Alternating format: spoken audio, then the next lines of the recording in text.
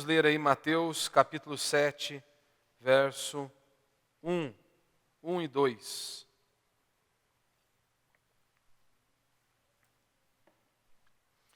Não julgueis para que não sejais julgados, porque sereis julgados pelo critério com que julgais, e sereis medidos pela medida com que medis. Até aí.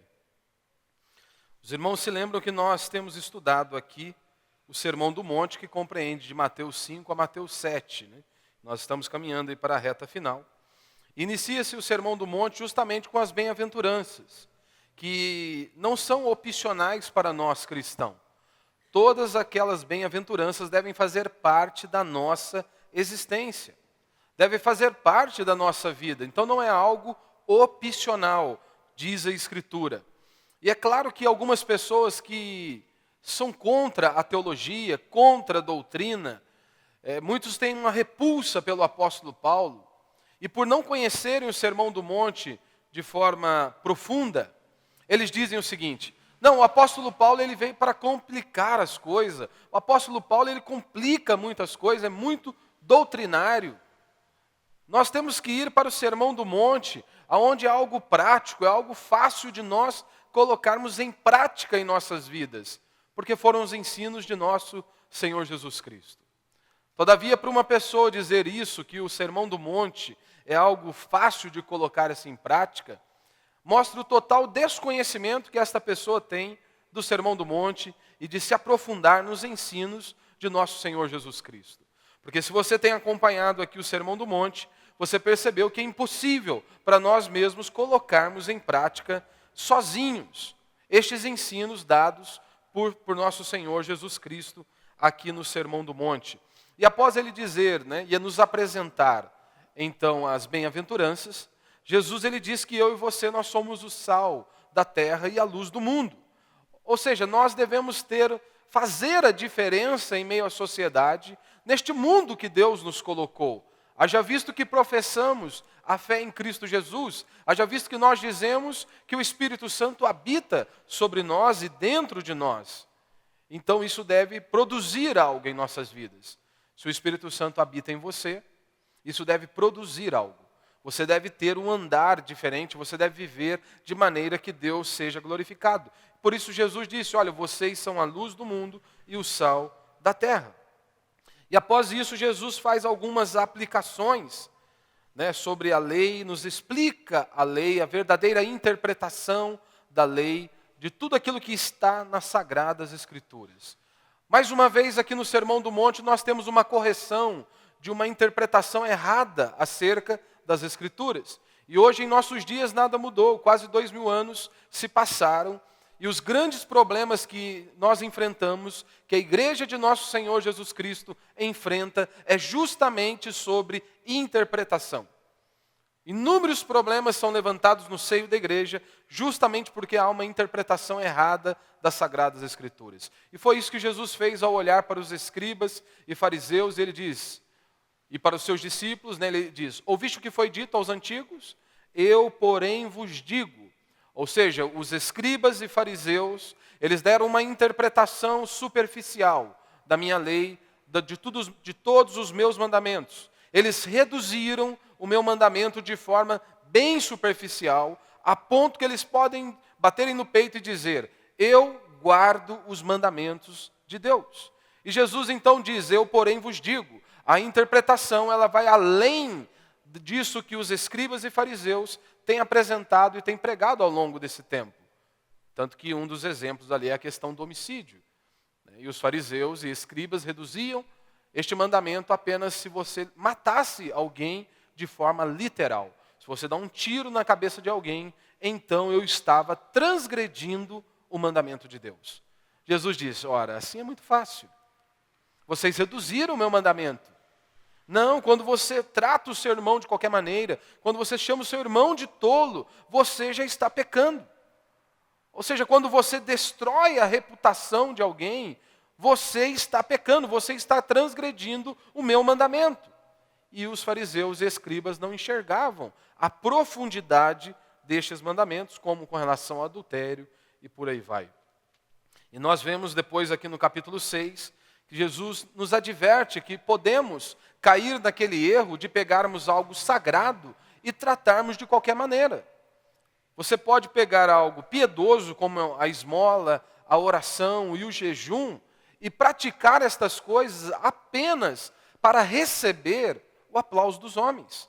Apenas para receber aquele velho e bom tapinha nas costas, para dizer que você é espiritual, para que você é uma pessoa diferente. E Jesus está dizendo, tomem cuidado, porque vocês podem fazer de algo espiritual, algo apenas para que vocês recebam aplausos e glórias neste mundo. E ele também nos advertiu com relação às prioridades desta vida. O que de fato é prioridade para nós? Será se nós estamos com os olhos na eternidade ou nós resumimos a nossa vida como os ímpios? Porque este é o caminho que muitos crentes têm seguido hoje. Muitos cristãos, eles têm trilhado o mesmo caminho que os ímpios. A vida se resume apenas neste mundo. A vida se resume apenas no aqui e no agora. Eles não se preocupam com a eternidade, como sabemos? Ora, basta você olhar para o estilo de vida que a maioria dos cristãos tem levado hoje. Eles não têm a consciência, ou pelo menos não dão a entender que têm. Se têm, eles tentam sufocar a ideia de que estarão com Deus um dia na eternidade e que seremos ali julgados pelo nosso Senhor por cada um de nossos atos. E aí então nós chegamos aqui nesta sessão aqui do Sermão do Monte, aonde Jesus já nos apresenta algo extremamente polêmico, né? Não julgueis para que não sejais julgados, porque sereis julgados pelo critério com que julgais e sereis medido pela medida com que medis. O tema da minha mensagem hoje aí é não julgueis. Meu irmão, o cristão, ele jamais deveria esquecer-se que Deus, o Deus Pai Todo-Poderoso, está sempre olhando para nós. Todos os nossos estudos aqui do Sermão do Monte apontam para isso, que o cristão ele deve viver com essa perspectiva, de que Deus, que os olhos do Senhor estão sobre nós, e não apenas sobre nós cristãos, mas sobre toda a terra, como diz a Escritura. Então, tudo que eu e você viermos a fazer, nós precisamos nos lembrar desta realidade. Os olhos de Deus estão sobre mim. E aqui no capítulo 7, Jesus mais uma vez está nos exortando e nos chamando-nos a pensar e a meditar sobre isso. Ele nos dá o exemplo aqui de não julgarmos. Mas qual é a finalidade de Jesus nos apresentar este ponto tão polêmico? Para que eu e você estejamos atentos ao emitirmos o nosso juízo, ao julgarmos as pessoas de qualquer maneira, se não seguirmos os princípios da palavra do Senhor. Então, grande parte de nossos problemas, eles devem-se ao fato de que nós vivemos sobre uma suposição de que a nossa existência é apenas neste mundo. Por isso que nós enfrentamos grandes problemas. Porque vivemos como se a vida se resumisse apenas a este mundo. Apenas a isso que nós vemos. E que existe apenas este mundo. Não tenho dúvida alguma, se eu perguntasse para cada um de vocês, o que vocês acham se depois da morte nós vamos ter que nos encontrar com o nosso Deus, com o Criador? Eu não tenho dúvida alguma que todos vocês iriam responder, sim, eu creio que eu estarei frente a frente com o Senhor. Após a morte, eu estarei frente a frente com o Deus Pai Todo-Poderoso. Então a pergunta que eu te faço é, se você tem essa certeza que após a morte você estará frente a frente com Deus, por que muitas vezes você vive, hora após hora, momento após momento, como se esse fato não viesse a existir um dia? Por quê? Se nós acreditamos que quando morrermos estaremos frente a frente com Deus, por que nós não nos lembramos deste fato hoje? Na nossa vida diária, todos os dias, hora após hora. Quando nós lemos as Escrituras, uma coisa distingue o povo de Deus de todos os outros povos. É que os servos de Deus, ao longo da história da igreja, e também aqui nas Escrituras, que é o nosso referencial, Quando você olha para os servos de Deus aqui na palavra do Senhor, você percebe que esses homens, eles tinham uma convicção gigantesca da vida eterna. Eles não pensavam duas vezes acerca da eternidade. Esta era a grande diferença. Eles estavam conscientes do destino eterno deles. Os ímpios vivem com essa perspectiva deste mundo. E muitos cristãos, infelizmente, têm trilhado o mesmo caminho. A vida se resume a 70, 80, 90 ou 100 anos para alguns. Eles acham que a única vida e o único mundo é apenas isso que nós estamos vivendo hoje. Não há perspectiva do amanhã, da eternidade. Convenhamos, meu irmão, você acha que Deus nos criou para que nós possamos viver 40, 70 ou 100 anos apenas? Não, Deus nos criou para a eternidade. Deus nos fez para algo infinitamente maior do que apenas este mundo. Mas, infelizmente, muitos cristãos não entendem que eles são peregrinos neste mundo, nesta terra. Então, o cristão, ele sempre deveria entender que ele está vivendo na presença de Deus. Você tem esse entendimento?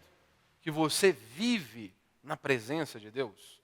Que Deus contempla tudo o que você faz? Você tem um entendimento claro acerca disso?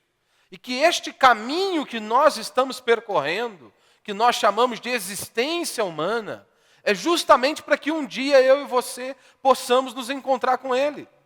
Então nós estamos neste trajeto, devemos ter a consciência que os olhos de Deus estão sobre nós e que nós estamos percorrendo este caminho para encontrarmos com o nosso Criador, com o nosso Senhor, com o nosso Deus. E esse pensamento, ele deve determinar e controlar todas as esferas da sua vida, todas as áreas da sua vida. Esse pensamento deveria conduzir todos os aspectos da minha e da sua vida. Então nós estamos diante de uma declaração que, com frequência, seja em nossos dias ou em séculos passados, provocou uma intensa confusão no seio da igreja. Então a pergunta que se faz, que é necessário que se faça, é a seguinte: o que Jesus quis dizer precisamente ao afirmar, não julgueis? O que Jesus estava transmitindo aos seus discípulos com esse não julgueis? Será que Jesus estava dizendo, não façam qualquer juízo? Será que era isso que Jesus estava transmitindo aos seus discípulos?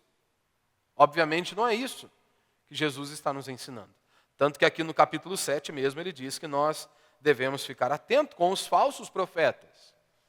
Então, em hipótese alguma, ele está dizendo que nós não podemos efetuar nenhum juízo. Como hoje é defendido com unhas e dentes no meio cristão. É defendido com unhas e dentes por pessoas que querem permanecer em seus pecados, longe de Deus. E elas usam este versículo dizendo, não julgueis, para que elas possam continuar em seus pecados, longe de Deus, sem nenhum tormento, sem nenhum incômodo, vindo de uma liderança, vindo de um pastor, e seja lá de quem for.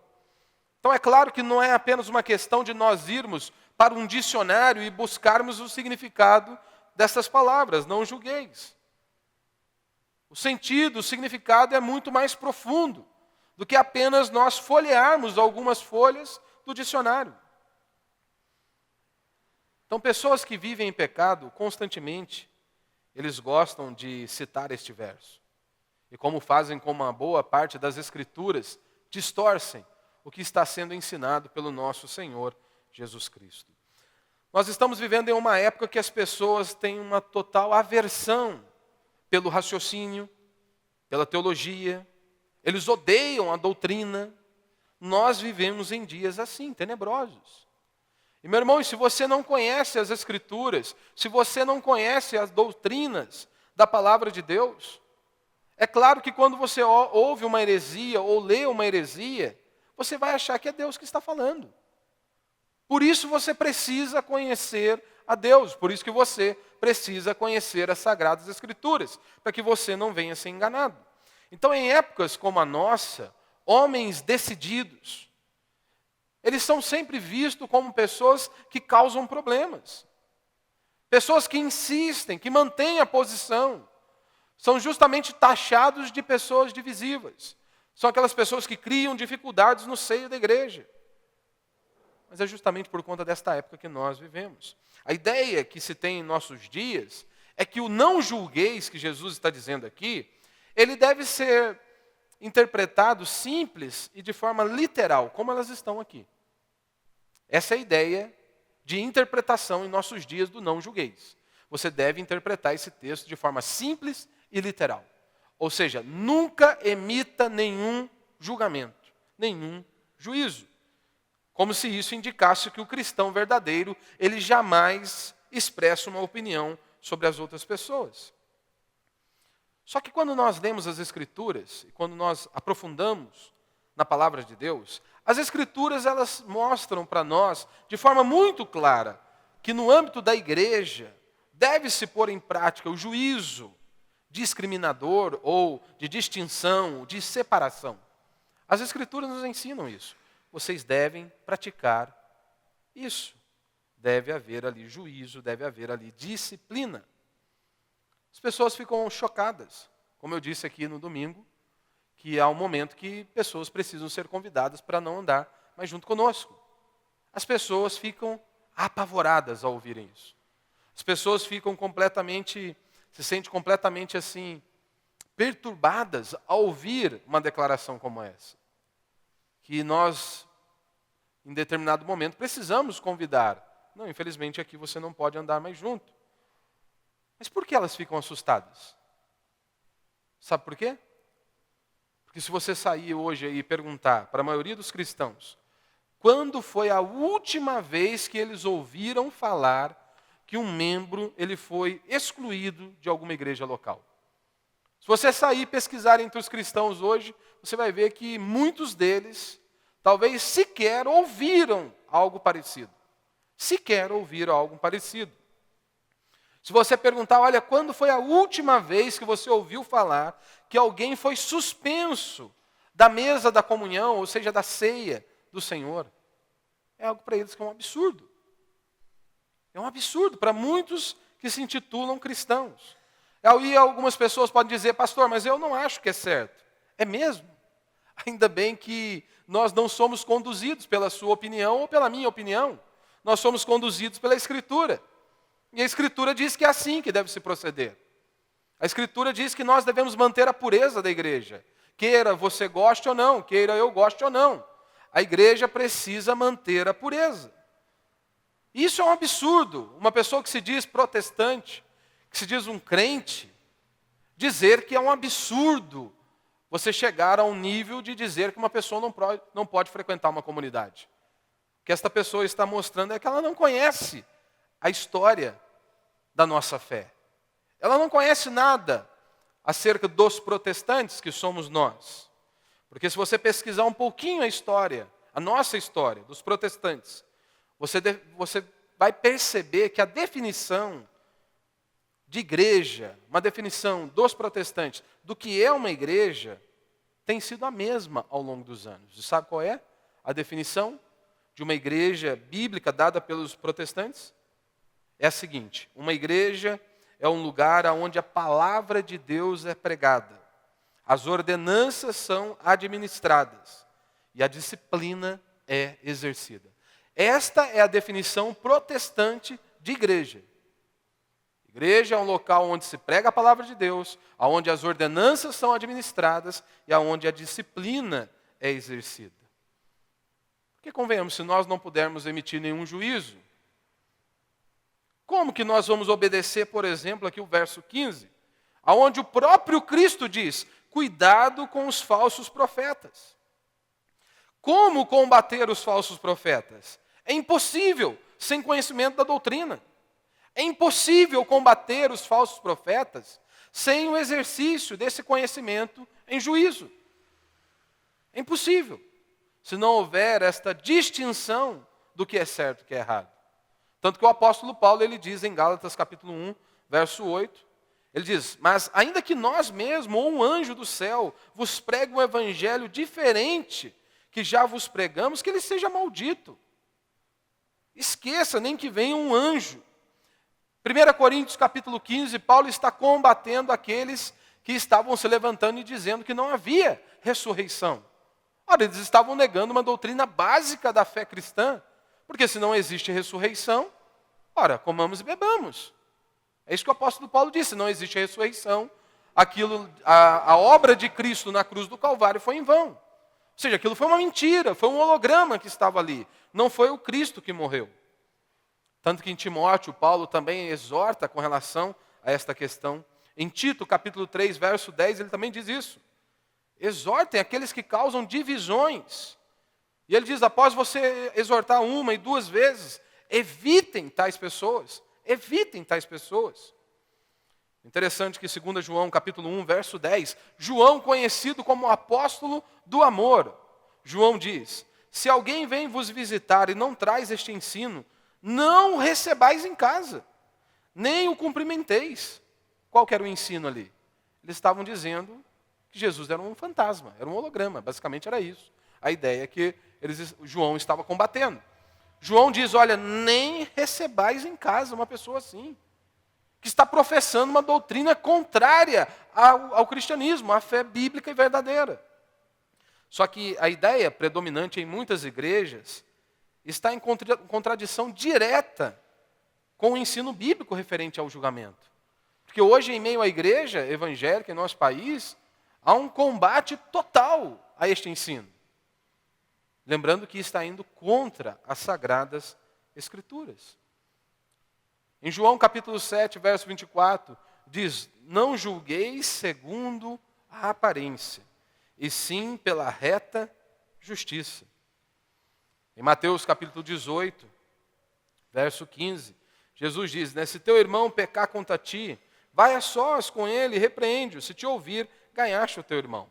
E aí nós temos ali todo o procedimento que devemos executar. Não quis ouvir, você leva-o à igreja e considera como gentio e publicano.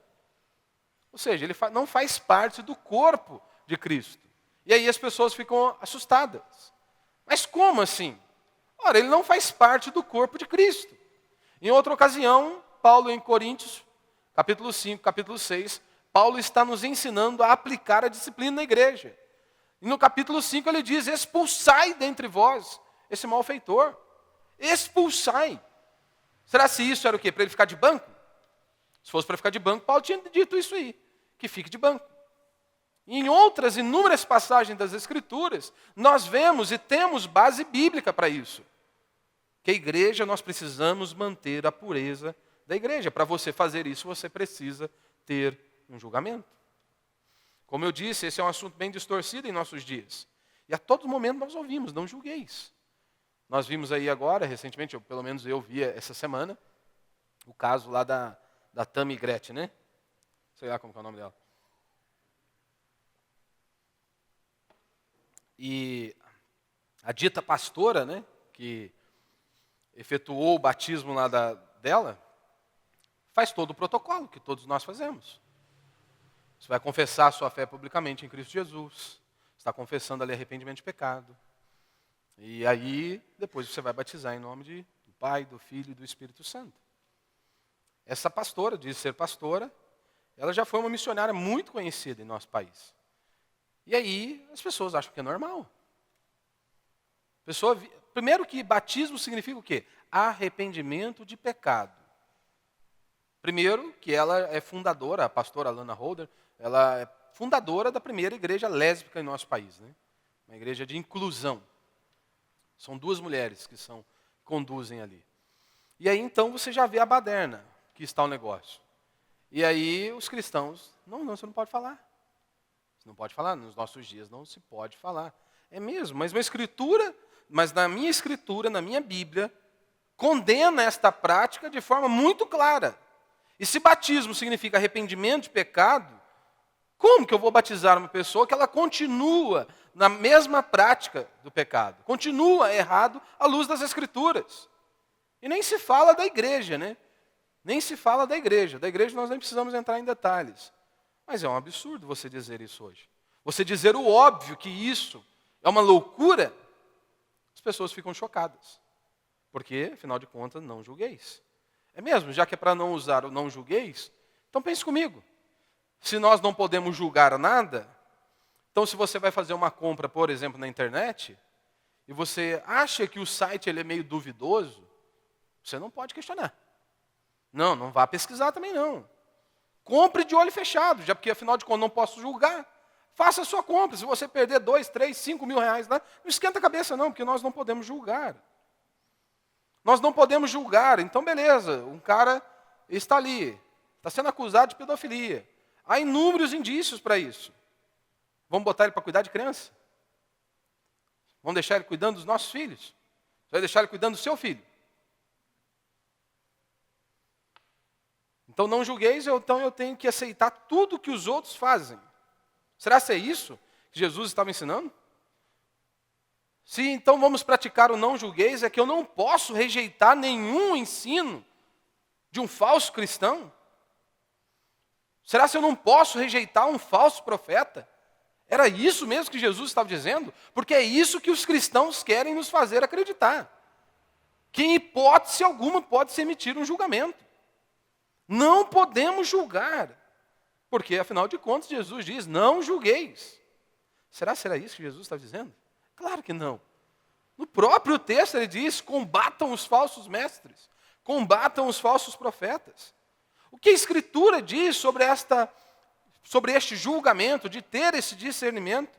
Por exemplo, em 1 Coríntios 2,15, o apóstolo Paulo diz, porém o homem espiritual julga todas as coisas, mas ele mesmo não é julgado por ninguém, ele julga todas as coisas ali. 1 Coríntios 10,15, o apóstolo Paulo também diz, digo isso a pessoas sensatas, julgai vós mesmos o que eu digo. Ou seja, parem, pensem, analisem, ouçam a minha mensagem, mas também analisem, julguem o que eu tenho pregado. Mas hoje não pode falar isso em meio à igreja. Quando um pastor ele é confrontado acerca de algo que ele está pregando, a primeira coisa que vai se ouvir é que você está em rebeldia. Que você está sendo usado por Satanás naquele meio. Em Atos capítulo 17 nós temos um relato muito interessante, que diz, os de Bereia tinham mente mais aberta que os de Tessalônica, pois se mostravam muito interessados ao receber a palavra, examinando diariamente as Escrituras, para ver se as coisas eram de fato assim. Você viu, os crentes de Bereia, eles analisavam as Escrituras diariamente. Ou seja, havia uma afinidade com a palavra de Deus. Isso aqui não era um livro para ficar enfeitado em cima da estante. Era pão, era alimento para a igreja, sempre foi. Só que hoje, com todas as facilidades, com tudo que nós temos em mãos, as Escrituras ficam abandonadas. Não lemos as Escrituras, não nos alimentamos da palavra de Deus. E é óbvio, temos o que temos em nosso país. Como diz as Escrituras. Como diz Paulo, chegará um tempo que eles não suportarão as sãs doutrinas.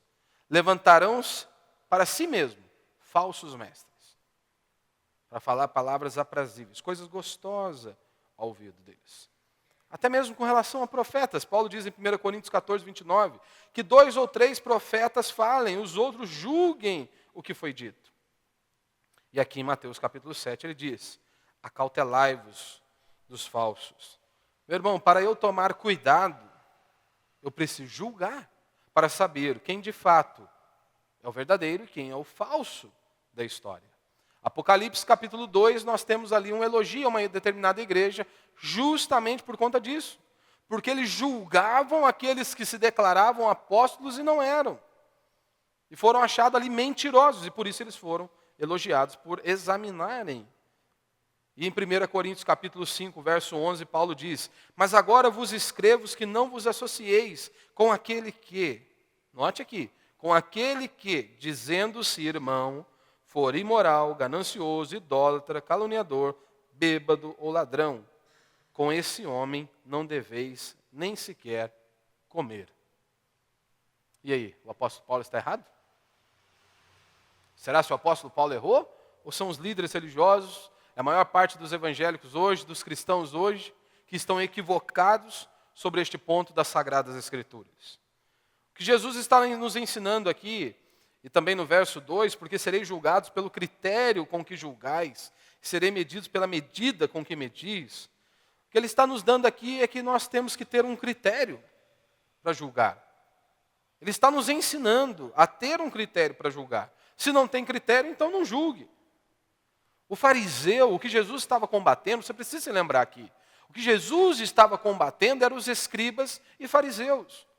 E os fariseus, eles tinham prazer em julgar os outros.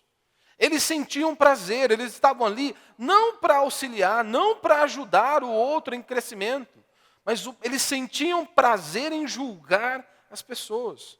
Um julgamento sem padrão, um julgamento hipócrita, que muitas vezes eles faziam o que eles estavam condenando. E Jesus diz: vocês não podem ser assim. Vocês precisam ter um padrão. Tanto que eles queriam julgar o próprio Cristo. Ora, se você fosse profeta, você saberia que essa mulher era uma pecadora. Olhavam para João Batista e diziam: quem é esse homem? Olha o estilo de roupa dele, olha as vestes dele, olha a comida que ele come. Ou seja, eles julgavam de maneira errada. Olhavam para ele e diziam que era um possesso. O que estava acontecendo ali? Havia um critério errado. Eles olhavam o exterior e então davam uma sentença. E havia prazer em fazer isso. Meu irmão, e isso que eu estou te falando não está distante de nós. Nós adoramos fazer isso. Isso faz parte da minha natureza e da sua natureza. É algo que eu e você temos que lutar constantemente, porque nós adoramos emitir juízo sobre os outros. Nós adoramos julgar os outros. Muitas vezes sem critério algum, porque isso faz parte da minha natureza e da sua natureza. E Jesus está dizendo que nós não podemos julgar de acordo com este padrão dos fariseus. Esse padrão hipócrita, com critérios podres. Jesus está dizendo: vocês não devem ser assim. Vocês precisam lutar contra esta natureza que está dentro do coração de vocês. Porque pode ter certeza, se você acha que você não adora emitir juízo sem critério algum para os outros, é porque você não se conhece. Porque você não se conhece, pode ter certeza disso. Jesus está reprimindo esse julgamento hipócrita e com critérios podres. Nós vemos em Lucas capítulo 11, versos 53 e 54, que os fariseus eles tentavam inclusive a Jesus. Queriam colocar em uma cilada para tentar apanhá-lo em alguma coisa. Para tentar desmascarar, expor alguma coisa de Jesus. Então eles tentavam a todo custo a fazer isso. Olha a diferença. Os de Bereia julgavam para ver se era verdade o que estava sendo pregado. Eles queriam ser alimentados. Então eles julgavam para ver se de fato eles estavam recebendo a verdade. Um fariseu, ele analisava para ver se achava falha. Era isso que ele fazia. E quantas vezes você pode estar fazendo a mesma coisa? Quantas vezes nós podemos estar fazendo a mesma coisa? Não porque nós somos de Bereia, mas porque nós somos fariseus. Que estamos ali a todo custo tentando achar uma falha. Mas pastor, então, quando que eu não devo julgar? Já que fica muito claro, a Escritura diz que nós devemos emitir este juízo. Nós devemos manter este padrão. Quando eu não devo julgar? Primeiro, quando não há provas. Temos que aprender a nos calar em determinados momentos. Tanto que em 1 Timóteo 5,19, diz o seguinte: não aceite denúncia contra presbítero, senão exclusivamente sobre o depoimento de 2 ou 3 testemunhas. O texto está falando de presbítero aqui, do líder, do pastor da igreja. Meu irmão, mas isso se aplica a todos nós cristãos. Nós podemos aplicar isso a todos nós cristãos. Como que você vai ouvir algo se não há uma testemunha, se não há provas? Como que você vai ficar propagando aquilo? É a mesma coisa hoje, nós vivemos em dias onde nós recebemos uma enxurrada de informações. Você não pode simplesmente replicar aquela informação nas redes sociais, se você não conhece a fonte, de onde procede, se é verdadeiro, ou se é algo fake ali. Você não pode simplesmente pegar e ventilar para os 4 cantos. Só que é isso que nós fazemos hoje. E às vezes você pode estar fazendo isso e destruindo a reputação de alguém.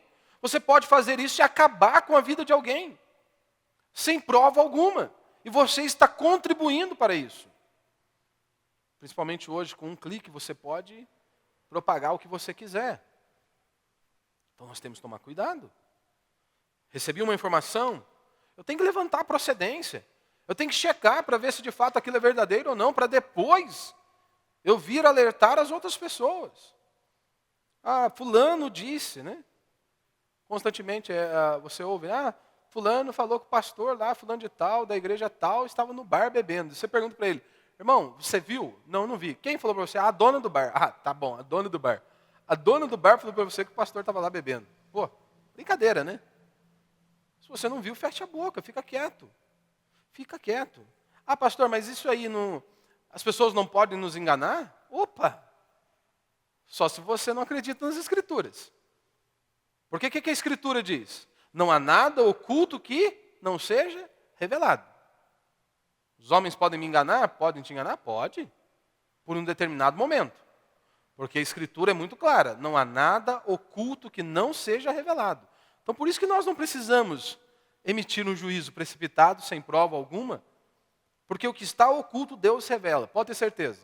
Deus nos dá várias oportunidades de arrependimento. Você percebe isso nas Escrituras.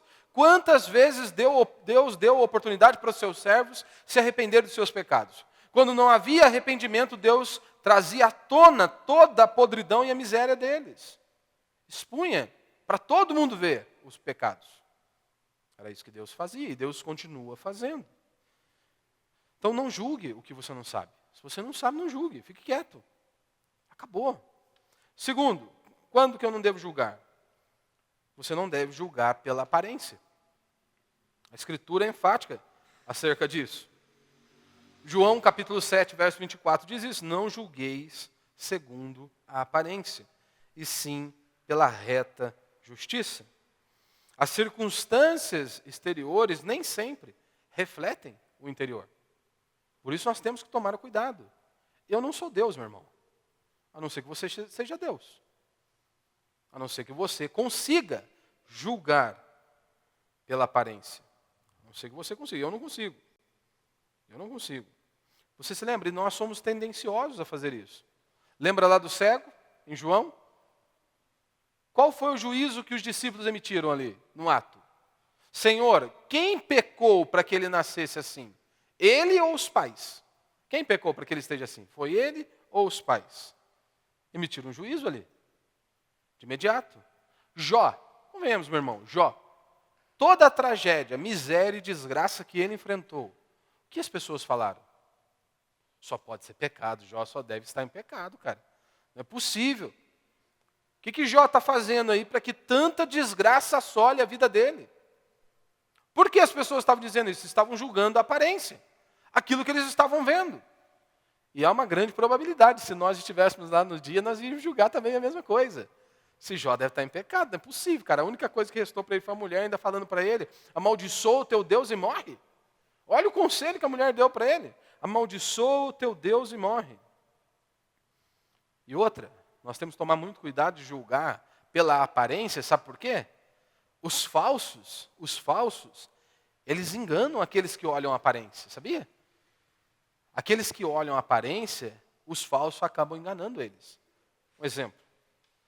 O cara fala de cura, o cara fala de Jesus, o cara fala de amor. Só pode ser de Deus. Só pode ser de Deus. Quantos casos já ouvimos aí de podridão? De podridão. Aqui mesmo na nossa cidade, na cidade de vocês. Quantos casos?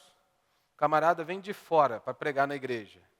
Diz que vai manter o ambiente ali espiritual, vai gerar ambiente na igreja. 3 dias de campanha na igreja. Vai manter o ambiente, né, espiritual mesmo. Primeiro dia ele vai, ele ora mesmo e passa um período longo de oração. Segundo dia a mesma coisa. Terceiro dia. Aí no terceiro dia de manhã ele falou, pastor, deixa a chave comigo que eu já vou mais cedo para gerar um ambiente lá, para manter aquela atmosfera mesmo da presença de Deus. Acho que ele ia passar a noite inteira orando ali. O que você acha que aconteceu? Manhãzinha. Chegou para o culto. tinha mais nada na igreja, tinha tudo ido embora, roubou tudo. Levou tudo que tinha dentro da igreja. Quantas pessoas são enganadas porque o cara está ali com um carrão zero? Falando manso, bem vestido. Daqui a pouco você descobre que o cara deu tombo e meio imundo. Porque olhamos a aparência. Como que um cara bem vestido com um carrão zero vai fazer algo assim? E isso nós vemos com relação à igreja. E terceiro e último, quando nós não devemos julgar? Não julgue o coração. E nós tentamos fazer isso a todo instante. Queremos julgar o coração das pessoas. 1 Samuel 16:7 diz: o homem vê o exterior, porém o Senhor o coração. Texto muito famoso. O homem vê o exterior, o Senhor o coração. Meu irmão, e nós tentamos fazer isso aqui constantemente. Julgar o coração das pessoas. E não se esqueça que isso aqui cabe a Deus. Se você acha que pode fazer isso, tome cuidado. Tome cuidado. Porque é Deus que faz isso aqui, cabe a Deus. Mas constantemente as pessoas querem julgar a motivação do nosso coração. Não consigo. Eu não tenho esse poder. E nem quero ter esse poder. Isso cabe a Deus. Nós julgamos os fatos. Aqueles que estão diante de nós, aqueles que estão ali. Fatos comprovados. É isso que nós julgamos. Mas isso tem uma implicação prática. Por exemplo, no seu casamento. Se você falar algo, a mulher nunca acredita no que você fala, como que vai ser? Ou vice-versa. Se você fala algo, e às vezes ela pode ter interpretado aquilo de uma maneira diferente, achando que você foi duro, e aí você não há essa confiança, como que vai fazer? O que você quis dizer com isso? Eu acho que você quis dizer isso. Como que um casamento mantém de pé assim? Não se mantém? Precisa haver confiança, precisa confiar no que está dito. Eu falei, é isso que eu estou querendo dizer, é isso que eu falei, acabou. Mas eu acho que você quis dizer isso. Então você está julgando a motivação do meu coração. Isso aqui não é uma desculpa para nos blindarmos para que não haja transparência. Pelo contrário, no casamento deve existir transparência. Mas precisamos confiar uns nos outros. Porque, meu irmão, convenhamos, olhe, por exemplo, para os discípulos de Cristo. Você tem Pedro e você tem Judas. Pedro todo mundo já conhecia. Era o cara louco dos discípulos. Mas todo mundo sabia quem era Pedro. Quem era Judas, as pessoas não conheciam. As pessoas não conheciam Judas. Porque ele se escondia. E quantas vezes as pessoas se escondem? Você pode ser uma pessoa assim, que se esconde. Quantas vezes as pessoas dizem, olha, faz tantos anos que eu carrego uma mágoa. Andando junto com aquela pessoa, como que isso é possível? É inadmissível. Pense bem, você vai andar comigo, e às vezes está aqui, 5 anos junto comigo. Daqui a pouco você fala, depois de 5 anos você vem falar, olha pastor, lembra lá tal ano? Puxa, lembro, o que tem? Então, eu fiquei chateado com aquele negócio que aconteceu lá. Pô, mas 5 anos? Você vai falar agora? Mas então você é um Judas, você se escondeu. Como que você conseguiu fazer isso durante 5 anos? Guardando uma mágoa em seu coração, desobedecendo a palavra de Deus. Constantemente somos tentados a fazer isso. Temos que tomar cuidado. Temos que tomar cuidado. Você imagina, meu irmão, uma historinha, uma ilustração, e é um fato verdadeiro que ocorreu com um pastor. Aí você imagina, a irmã acaba o culto, convida o pastor para almoçar na casa dela. Aí o pastor falou, irmã, não dá para mim almoçar na sua casa. Já tem um compromisso. Porque a outra irmã já havia convidado para ele almoçar na casa dela. Aí o pastor dispensou a outra irmã, a casa lá. A irmã que havia combinado ligou, pastor, você me perdoe, mas não vai dar para recebê-lo. Tivemos um imprevisto aqui, o senhor não vai poder vir almoçar aqui hoje. O pastor falou para ela, não, tá bom então, irmã. Aí ele ficou na sinuca de bico. Falou assim, eu não dá para ir almoçar lá porque aconteceu um imprevisto. Se eu ligar agora para a irmã, em cima da hora, é um negócio chato, né? Aí ele falou assim, vou para um restaurante. Vai para a churrascaria, almoçar. Chegou na churrascaria, quem que você acha que ele viu? De cara. A irmã, que ele havia rejeitado. Falou que ele tinha compromisso. O que você acha? Se fosse você, meu irmão. Se acontecesse comigo essa história, com nós aqui. Imagine. O que você ia falar? falso profeta, enviado de Satanás. Não quis almoçar em casa, não quis comer em casa. É isso que nós iríamos fazer. A maioria iria fazer isso. Mas o que a Escritura diz? Por puro tudo é puro, por impuro tudo é impuro. Nós nem sequer perguntamos. Nem sequer tentamos entender a circunstância, a situação. Logo emitimos um juízo. Ele não quis almoçar porque é safado, que é um falso profeta. Não há a possibilidade de perguntarmos, será se aconteceu alguma coisa? Será se teve um imprevisto? O que será que aconteceu? Nós nem sequer queremos ouvir o outro lado. Já batemos o martelo. Já emitimos uma sentença. Sabe o que Jesus está reprimindo aqui? É justamente o desejo de ver a desgraça alheia.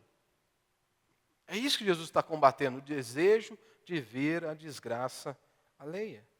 Ele está nos estimulando a sermos puros como uma pomba e esperto como uma cobra. Só que às vezes a gente esquece.